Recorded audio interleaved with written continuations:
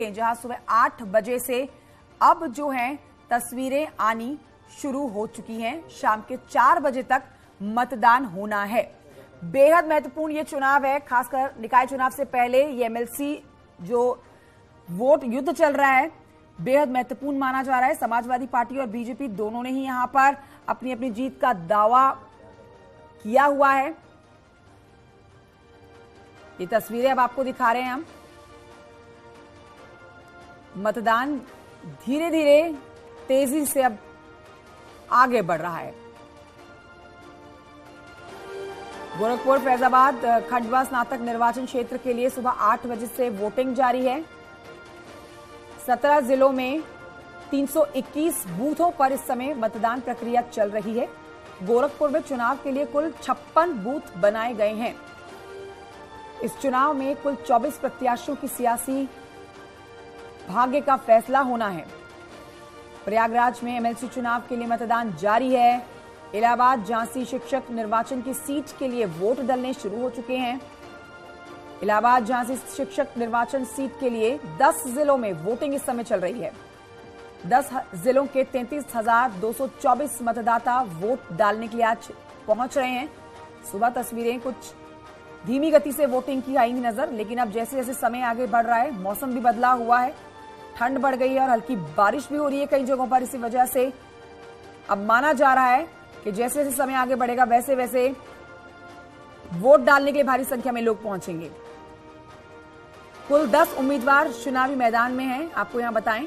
और मुख्य मुकाबला बीजेपी के बाबूलाल तिवारी और समाजवादी पार्टी के एसपी सिंह पटेल के बीच में बताया जा रहा है। लगातार 3 बार से विधायक चुने जा रहे निवर्तमान एमएलसी सुरेश त्रिपाठी के बीच में भी मुकाबला। सुरेश त्रिपाठी किसी पार्टी से नहीं है, निर्दलीय इस चुनावी मैदान में है।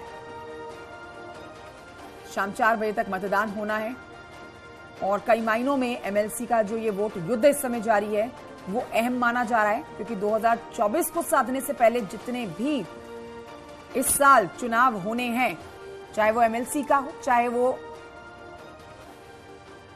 नगर निगम चुनाव हो जो कि आगे होने हैं, उससे पहले ये चुनाव बेहद महत्वपूर्ण, जिसमें दोनों ही पार्टियों ने अपनी जीत का दम भरा है।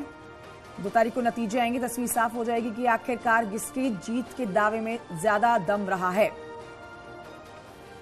ये 3 तस्वीरें आप देख रहे हैं, यहां वोट डालने के लिए पहुंच रहे हैं बड़े चेहरे।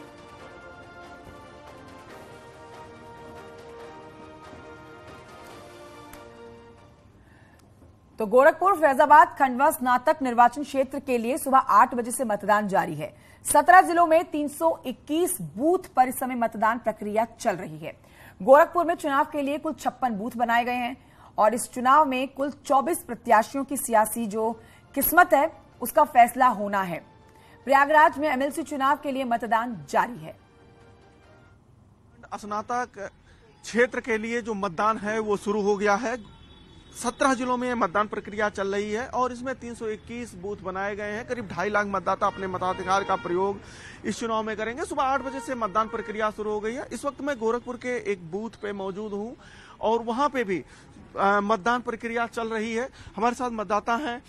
भाई साहब, क्या सोच के आप लोगों ने मतदान किया है?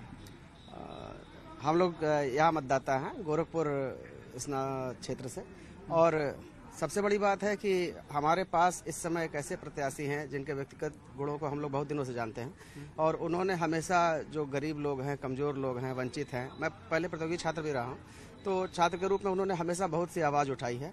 तो आज हमारा दायित्व तो है कि फिर से वो ऐसी अच्छी जगह रहे जहाँ वो सबकी मदद कर पाएँ, इसलिए हम लोगों ने आज वोट दिया। क्या रहा वोट देते वक्त दिमाग में आप लोगों के? दिमाग में यही रहा कि जैसे आजकल हमारी विधानसभा, चाहे विधान परिषद चाहे लोकसभा, बहुत सारे धन पशु पूंजीपति उसमें जा करके उसको एक तरीके से ऐशगाह बना चुके हैं। कम से कम एक